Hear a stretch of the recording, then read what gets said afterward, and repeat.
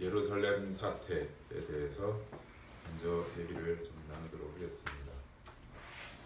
지금 중동은 난리가 났습니다. 아시죠? 네. 그런지 트럼프 대통령이 한마디 했기 때문입니다. 예루살렘은 이스라엘의 수도다 이렇게 한마디 하고, 그 다음에 대사관도 위로 옮기겠다 이렇게 했더니 지금 중동에서는 전쟁도 불사하겠다 이러면서 격렬한 이제 충돌이 일어나기 시작했습니다. 벌써 몇 명이 죽고 또 점점 더 그 전쟁의 위험이 높아지고 있는 것 같습니다. 중동 전체가 들끓고 있습니다. 뿐만 아니라 그것으로 인해서 유엔에서도 그 안보리가 소집되어지고 트럼프의 발언을 규탄하기도 하고 비난하기도 하고 이렇게 지금 사태가 급박하게 돌아오고 있습니다. 이게 왜 그런가? 왜냐하면 예루살렘은 우리가 알다시피 구약에 나오지만 이스라엘 유대인들 유대교의 성지거든요. 그런데 유대교의 성지일 뿐만 아니라 역사상으로 또 시간이 흘러가면서 7세기경에 그 지역을 이슬람이 점령을 했습니다. 그래서 그 무슬림들이 예루살렘을 자신들의 또한 성지로 세워놨어요. 그래서 예루살렘의 그 심볼인 황금 돔 있잖아요. 이렇게 정경 보면 황금 돔이 항상 나오거든요. 그 황금 돔 건물은 그 이슬람 사원입니다. 그들은 거기에 또 세워놓고 자신들의 성지로 여기고 있는 곳인데, 이제 그것을 이스라엘의 수도다라고 트럼프 대통령이 이제 선언을 해버린 거죠. 그래서 서로 전쟁도 있었다. 이제 지옥의 문이 열렸다. 뭐 이렇게까지 얘기하면서 대치가 되고 있는 것입니다. 여러분, 트럼프 대통령이 왜 그렇게 했을까요? 그가 유대인이라서 그럴까요? 유대교인이라서 그럴까요? 아니에요. 그는 유대인도 아니고 유대교인이 아니에요. 그는 기독교인입니다. 근데 기독교인이라서 조금 뭐랄까요, 이 유대교에 대해서, 성경에 대해서, 예루살렘에 대해서, 이스라엘에 더 가깝지요. 기독교인들은 그렇습니다. 보통. 물론 트럼프 대통령이 여러 가지 수를 바라보고 했겠죠. 유대인들의 지지를 받고 유대인들의 그 호응을 얻기 위해서도 그렇게 한 것이지만, 그렇게 한 또 다른 이면은 제가 보기에는 그가 기독교인이라는 것이 얼마 정도 작용하지 않았는가 생각이 됩니다. 많은 기독교인들이 예루살렘은 중요한 도시고 성지며 그것은 이스라엘이라는 나라에 있어서 정말 귀중한 도시다 라는 생각을 가지고 있고, 마치 우리 기독교인들까지도 그 이스라엘을 성지로 여기는 것처럼 생각을 하는 경향이 있습니다. 그래서 트럼프도 그런 신앙적, 종교적 배경이죠. 종교적 배경이 작용해서 또한 더하여서 선포를 하지 않았는가 그렇게 생각이 됩니다. 근데 제가 분명히 말씀드리는데요, 저기 중동에 있는 예루살렘은 지금 우리의 신앙과 아무런 상관이 없습니다. 저거는 구약 때에, 저 이스라엘은 구약 때에 하나님의 어떤 메시지를 증거하기 위해서 사용되어진 역할을 다 하고 끝났을 뿐입니다. 여러분, 예루살렘은 성지가 아닙니다. 기독교의 성지가 아니에요. 성지순례 그러는데, 성지순례를 라고 명칭을 하고 거기를 가는데, 거기는 성지가 아니에요. 그냥 성경, 지리, 여행 이렇게 불러야 되는 거죠. 성지는 어디냐? 오늘날 성전은 어디냐? 예루살렘이 아니고, 저기 중동에 있는 예루살렘이 아니고, 하나님이 세우시는 하나님의 전인 그리스도의 몸, 교회, 그리고 그것이 더 연장되어서 새 예루살렘, 진짜 예루살렘은 그걸 얘기하는 거지, 저 중동 땅에 있는 예루살렘은 지금 우리와는 아무런 상관이 없습니다. 트럼프는 이걸 오해한 거죠. 먼저 여러분들이 이 사실을 분명히 아시고, 저 예루살렘에 대해서 어떻게 입장을 취해야 되는가. 단순합니다. 그것은 역할이 다 끝났고요. 우리는 앞으로 하나님이 세우실 진정한 예루살렘이 무엇인가를 오늘 본문의 말씀을 통해서도 우리가 살펴보면서 함께 나누도록 하겠습니다. 오늘은 제가 스가랴서 8장 전체를 다루도록 하겠습니다. 8장 전체가 한 덩어리이기 때문입니다. 어제 매일 성경 본문과 오늘 매일 성경 본문을 합쳐서 함께 다루도록 하겠습니다. 이걸 다루는데 제가 오늘 이것을 세세하게 푸는 것이 아니라 우리 상황에 적용해서 쉽게 정리해서 적용하며 설교하도록 할 테니까 여러분들이 이해하기 쉽도록 하여튼 할 테니까 여러분들이 잘 함께 나누도록 잘 쫓아오시기 바랍니다. 8장은 스가랴서 8장은 세 부분으로 나뉘어져 있습니다. 세 부분의 각각의 주제를 중심으로 말씀을 전하도록 하겠습니다. 이걸 한번 넘겨주세요. 첫 번째는 1절에서 8절까지인데요. 1절에서 8절의 그 주제는 뭐냐? 하나님이 세우실 예루살렘은 이러하다라는 것입니다. 자, 함께 같이 읽어보죠. 시작. 하나님이 세우실 제목 저 위에 보시죠. 자, 시작. 하나님이 세우실 예루살렘은 이러하다. 이게 8장 첫 번째 부분 1절부터 8절까지의 내용입니다. 자, 보십시오. 우리가 읽었습니다. 이미 8절까지는 1절을 보시면 이렇게 되어 있습니다. 1절 2절. 만군의 여호와의 말씀이 임하여 이르시되 만군의 여호와가 이같이 말하노라. 내가 시온을 위하여 크게 질투하며 그를 위하여 크게 분노함으로 질투하노라. 시온은 예루살렘의 별칭이에요. 그러니까 예루살렘이랑 마찬가지예요. 근데 시온을 위하여 뭐 한다고요? 질투예요. 질투는 여러분, 질투는 무엇의 다른 말인 줄 아세요? 사랑의 다른 말입니다. 사랑하고 같은 의미로 써요. 성경에서는 질투를 왜 하죠? 사랑하니까. 어떻게 사랑하니까? 엄청나게 사랑하니까. 몇 프로 사랑하니까? 100% 사랑하니까. 제가 누차 말씀드렸지만 여보, 나는 당신을 99.99% 사랑해.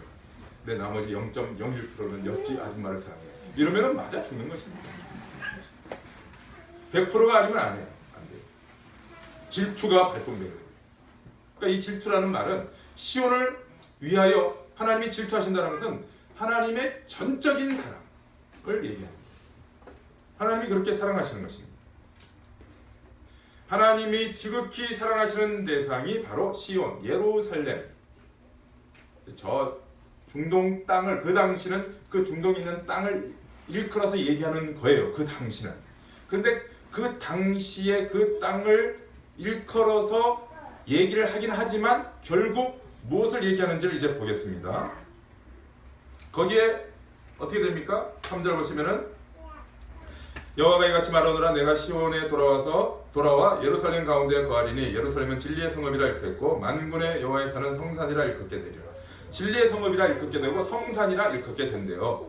그리고 4절 그 길거리에 늙은 남자 늙은 여자들이 지팡이 잡고 많이 있대요. 늙은 남자와 늙은 여자들이 많이 길거리에 있다는 것은 평화로운 모습을 얘기하는 거예요. 평화로운 모습. 그리고 젊은 남자와 젊은 여자들이, 소녀들이 가득하게 길거리를 뛰어놀아요. 그러니까 그 도시가 얼마나 활발하며 생명력 넘치고 평화와 평강이 넘치는가 하는 것을 지금 얘기하고 있는 것입니다. 그러니까 완전한 하나님의 사랑, 질투, 하나님의 사랑, 완전한 진리, 진리의 성업, 완전한 충만, 완전한 평화, 완전한 즐거움, 완전한 아름다움, 완전한 하나님의 동행, 이런 모습을 이렇게 표현하는 것입니다. 그래서 이 예루살렘은 모든 이들의 눈에 보기에 어떻다고요? 기이하게 보인대요. 6절 보세요. 만군의 여호와가 이같이 말하노라. 이 일이 그날의 남은 백성의 눈에 기이하게 보여. 야, 이렇게 바뀌어. 이게 바로 예루살렘이야? 이렇게 놀랍게. 그런데 하나님은 그게 기이하다 안 하다? 기이하지 않다. 왜? 하나님이 처음부터 다 작정하신 것이 바로 진정한 예루살렘은 이것이기 때문에. 하나님께서 작정하셨고 목적하셨기 때문에. 그래서 그들은 내 백성이 되고 나는 그들의 하나님이 되리라. 이걸 완전하게 성취하시는 성읍의 모습, 그것이 지금 1절에서 8절까지의 내용인 것입니다. 이와 같이 하나님께서 우리에게 목적하신 예루살렘의 진정한 모습이 이거예요. 이거는 지금도 저쪽에서는 아직 안 이루어지고 있잖아요. 그러니까 저게 아니라니까요. 그러니까 하나님이 세우실 새 예루살렘, 목적하신 새 예루살렘의 모습은 놀랍고 기이하고 우리의 모든 상상보다도 더 뛰어난 것이에요. 우리가 지난 주일에 요한계시록 21장 제가 숨도 안 쉬고 읽은 그 기억나시죠? 거기 보시면 전부 뭘로 표현되어 있어요? 새 예루살렘이 보석, 금, 진주, 수정. 왜 그런 언어들로 표현한다고요? 그게 이 세상 언어로서는 가장 최고의 가치 있는 것으로 표현할 수 있는 최고의 언어예요.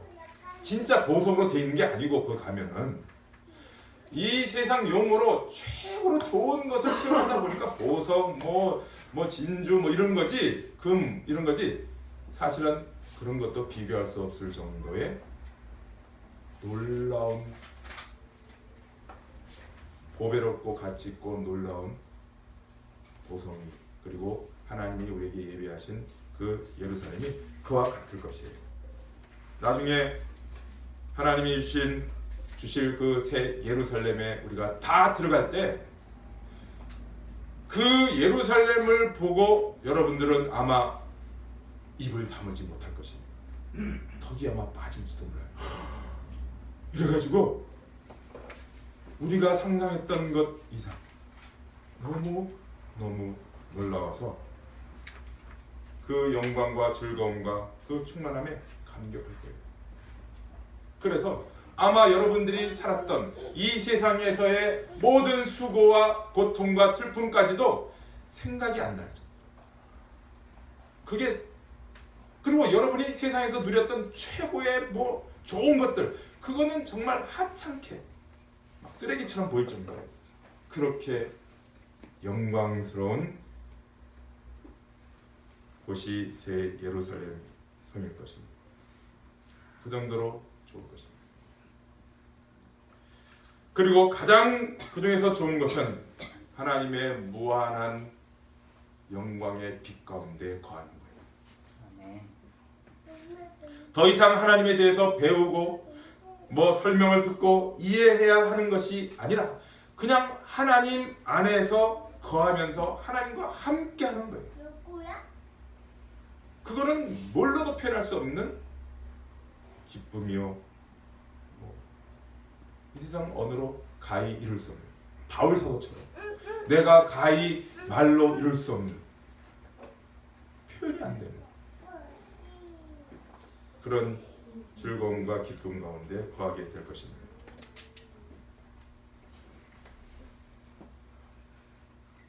거기는 제가 이렇게 설명하니까 어떤 분이 좀 지루하겠네요. 맨날 뭐 번쩍번쩍하고 좋고 지루하게, 맨날 그만 보고 지루하잖아요. 막 이런 얘기를 해요. 그래서 내가 지루할 틈이 없다니까요. 지루할 틈이 없어요. 갈수록 더 놀라고 더 놀라고 더 놀라고 더 감격. 가서 다 한번 느껴봅시다. 아멘. 여러분, 하나님이 세우실 새 예루살렘은 이러한 것입니다. 이것을 절대로 잊지 마시기 바랍니다. 하나님은 여러분에게 엄청나게 좋은 것으로 예비하고 계시고 준비하고 계시다는 사실, 여러분이 받을 기업이 이와 같다는 사실을 절대로 놓치지 마시기 바랍니다. 아시겠죠? 이걸 먼저 잘 여러분의 심령 안에 딱 새겨놓으시기 바랍니다. 자, 첫 번째 뭐라고요? 하나님이 세우실 예루살렘은 이러하다. 그래서 그것을 분명히 알고 두 번째 9절부터 17절까지 넘겨보세요. 다음. 그래서 두 번째 이 말씀을 하시는 것입니다. 9절부터 17절 주제를 읽어보죠. 시작. 너희 손을 견고히 하라. 왜 너희 손을 견고히 하라가 이 두 번째 말씀의 주제냐 하면은, 손을 견고히 해서 뭐를 하라고요? 성전을 건축하라 라는 것입니다. 성전을 건축하라.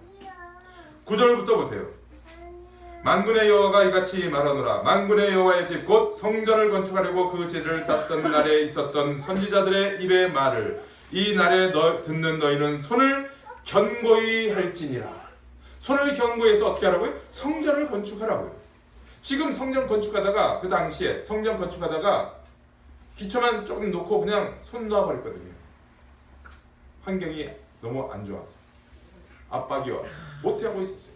그랬더니 하나님이 내가 세울 새 예루살렘이 이러하다는 것을 알고 이제 너희들이 멈췄던 성전을 건축해. 그 성전을 건축하는데 필요한 모든 것들을 채워주십니다. 10절. 이날 전에는 사람도 삭슬 얻지 못하였고 짐승도 삭슬 받지 못하였으며 사람이 원수로 말미암아 평안에 출입하지 못하였으나 내가 모든 사람을 서로 풀어주게 하였느니라. 이제 자유를 주셔서 자유롭게 성전을 건축하도록 해주시는 것입니다. 11절. 만군의 여호와의 말씀이니라. 이제는 내가 이 남은 백성을 대하기를 옛날과 같이 아니할 것인즉 곧 평강의 씨앗을 얻을 것이라. 포도나무가 열매를 얻으며 땅이 산물을 내며 하늘은 이슬을 내리리니 내가 이 남은 백성으로 이 모든 것을 누리게 하리라. 유다 족속과 이스라엘 족속아 너희가 이방인 가운데 저주가 되었었으나 이제는 내가 너희를 구원하여 너희가 복이 되게 하리니 두려워하지 말지니라. 손을 견고히 할지니라. 다시 갑니다. 그러니까 하나님이 모든 필요를 채워주실 것이니, 하늘의 이슬과 땅의 열매들 채워주실 것이니, 그리고 평강을 주시고 복된 존재가 되게 하실 것이니 어떻게 하라고요? 성전을 건축하라고요. 아멘. 손을 견고히 하라.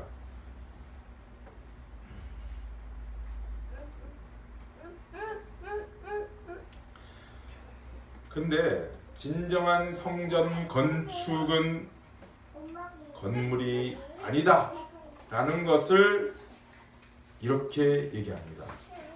그 바로 뒤이어서 16절, 17절 이렇게 얘기해요. 16절, 17절 읽어봅니다. 시작. 너희가 행할 일은 이러하니라. 너희는 이웃과 더불어 진리를 말하며 너희 성문에서 진실하고 화평한 재판을 베풀고 마음에 서로 해하기를 도모하지 말며 거짓 맹세를 좋아하지 말라. 이 모든 일은 내가 미워하는 것이니라. 여호와의 말이니라. 지금 보세요. 이게 지금 한 덩어리인데 9절부터 17절까지가 성전을 건축하라. 손을 견고히 하라. 라고 말씀을 하시면서 지금 너희가 집담한 그것을 빨리 제대로 세워라. 라고 하시면서 지금 이 말씀을 덧붙여 놓고 있는 거예요. 무슨 얘기냐면은 진정한 성전 건축은 건물이 아니라 뭐라는 거예요?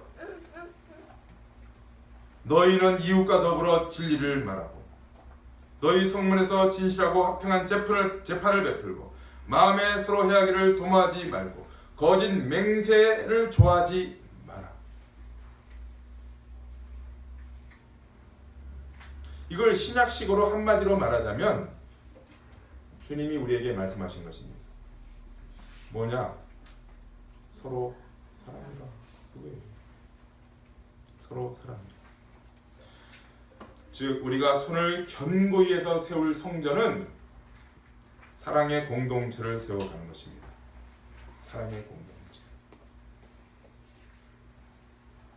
하나님께서 우리에게 요구하시는 바가 바로 이것입니다. 그렇지 않으면 뭐라고 돼 있어요? 이게 내가 그렇게 안 하면 미워한다. 미워한다. 하나님이 기뻐하시는 바 세우는 성전은 건물 멋지게 짓는 게 아니라니까요.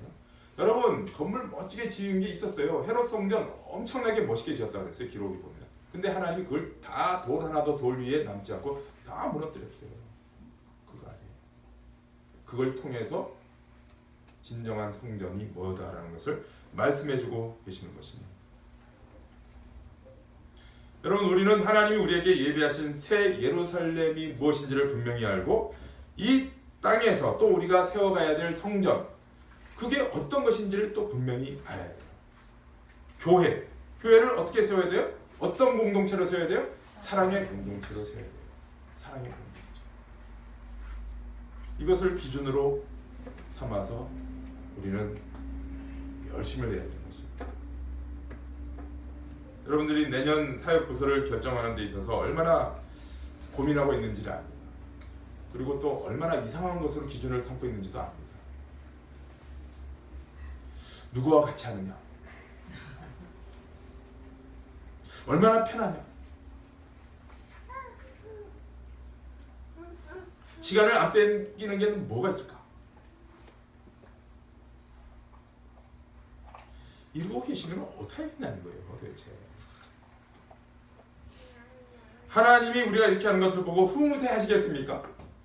아니면은 야, 이건 내가 미워하는 건데 그러시겠습니까? 여러분 서로 사랑하기 위해서 부서를 선택하시기 바랍니다. 기준이 그거에 대해요. 서로 사랑. 우리가 지금 저거 하는 이유가 뭡니까? 부서를 선택하는 이유가 뭐예요? 그리스도의 몸된 교회를 세워가기를 위해서 하는 거잖아요. 교회 세움이거든요. 성전 세움이거든요. 그런데 기준이 이상한 게 되면 안 돼요. 서로 사랑. 내가 어떻게 하면 서로 사랑에 힘을 보태고 잘할 수 있을까? 어느 부서가 그렇게 될까요?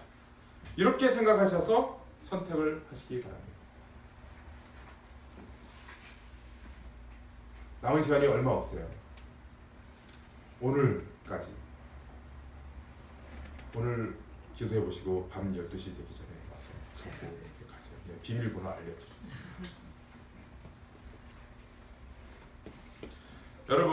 여러분이 어떤 마음으로 공동체를 세워가느냐 이게 굉장히 중요합니다.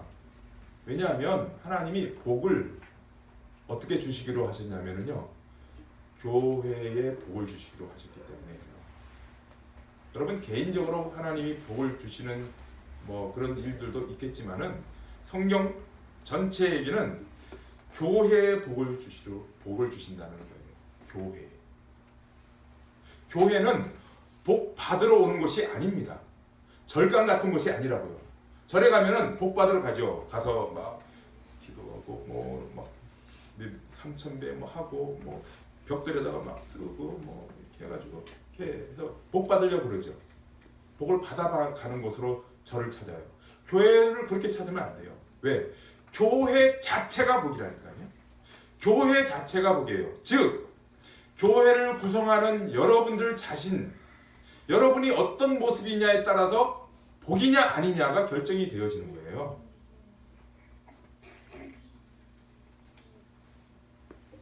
여기 말씀이 나와 있잖아요.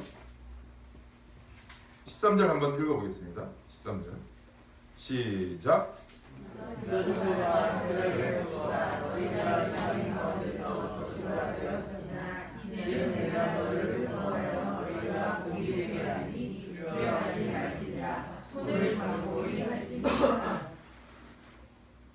너희가 복이래요.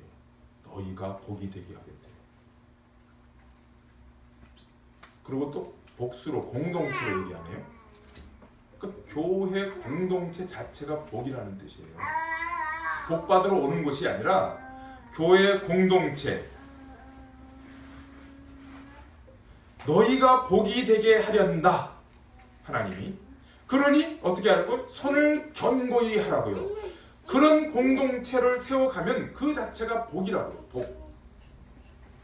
그래서 붙여놨잖아요. 손을 견고히 하라. 너희가 복이다. 그러니 손을 경고해라. 그런 공동체를 만들어라. 세워가라. 내가 그런 공동체를 세우도록 모든 필요들을 채워줄게. 그 얘기잖아.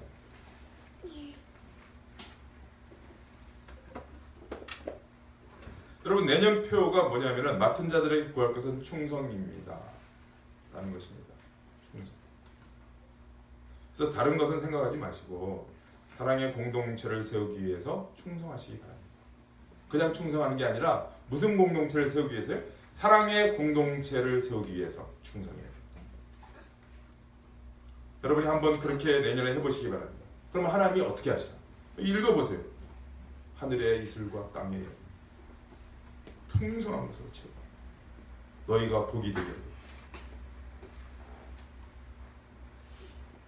하나님이 기뻐하시는 것이 무엇인지 분별해서 그것을 하기만 하면 하나님께서 그 다음은 다 알아서 책임지시겠죠. 하나님이 약속하셨네요. 우리한테 약속, 계약서 이렇게 딱, 이거 계약서예요, 계약서. 하나님이 계약하셨어. 우리한테 써주셨어. 하나님은 또 성품이 신실이네요. 신실하게 하셔요. 그러니까 우리가 그렇게 하면 돼요. 그러면 세 번째 국면 18절부터 23절, 나머지 18절부터 23절 보세요. 세 번째 국면 넘겼습니까? 네. 한번 주제를 읽어보겠습니다. 시작. 이게 지금 계속 이어지는 겁니다.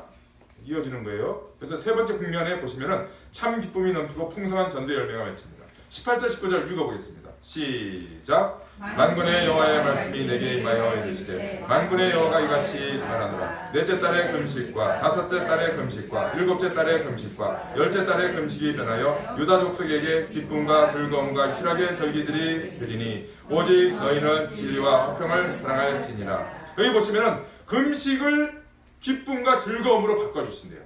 어떻게 하면은 성전을 하나님의 뜻에 맞게 건축하면 그렇게 됩니다. 여기 금식들은 네 가지가 나오죠. 넷째 달 금식, 다섯째 달 금식, 그 다음에 일곱째 달 금식, 열째 달 금식. 이게 다 금식이 다 뭐와 관련되냐면 성전이 무너지는 것, 예루살렘 성이 무너지는 것과 관련이 있어요. 바벨론 군대들이 와가지고 예루살렘 성을 포위한 때가 열째 달이에요. 열째 달, 10월 달. 그 다음 해에 예루살렘 성이 무너진 때가 넷째 달이에요. 4월 달.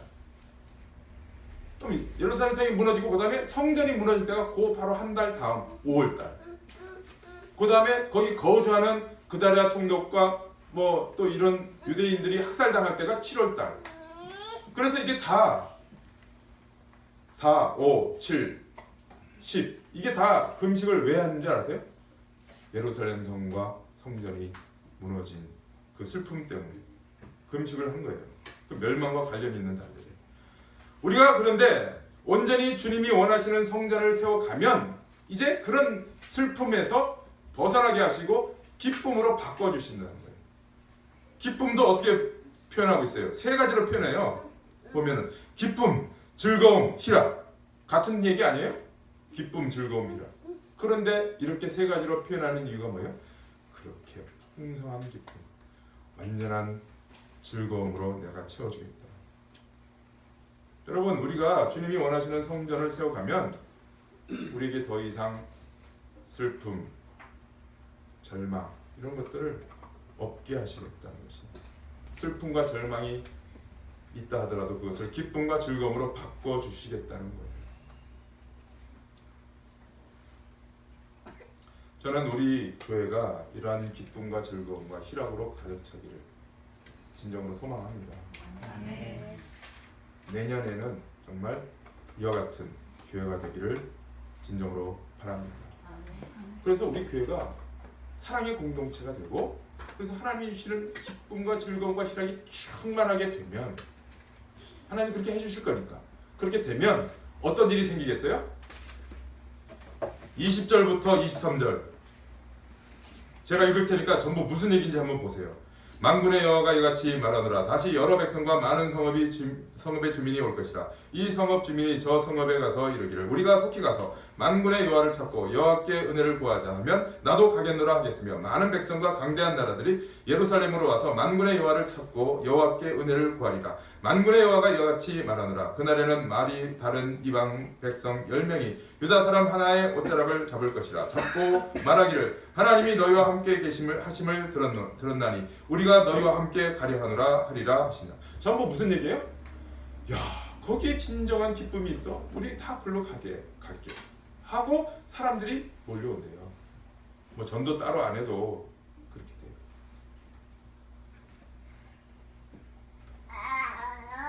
너무 좋은데 어떻게 사람들이 안 오겠습니까?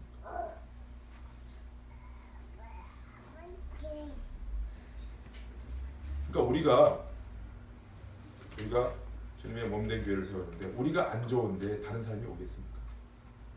우리가 좋아야죠.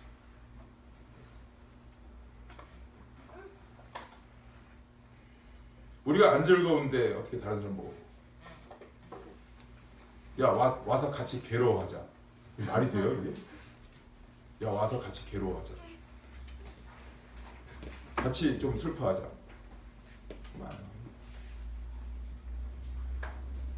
저는 우리 교회 성도님들이 먼저 사랑의 공동체, 지금도 잘하고 계시지만 이제 그 진정한 사랑의 공동체를 더 풍성하게 이루어가고 기쁨의 공동체를 더 이루어가면 이와 같은 일들이 우리 안에 넘치게 될 것 아닙니까? 기왕 교회로 모이는 하나님의 약속, 하나님의 말씀의 근거가 이런 교회를 만들어보고 우리가 힘써 노력을 합시다. 힘써 노력. 주님 만나 뵐 때 우리가 할 말이 있을 거 아니에요. 그래야지. 주님 나중에 만나 뵐 때 주님이 하라고 하신 거 열심히 하다 왔습니다. 이렇게 할 말이 있어야 되잖아요. 아니 꼭 뭐 그거 위해서가 아니라 우리가 지금 당장 우리 교회가 그렇게 되면 우리 자신이 얼마나 좋습니까? 그렇지 않습니까?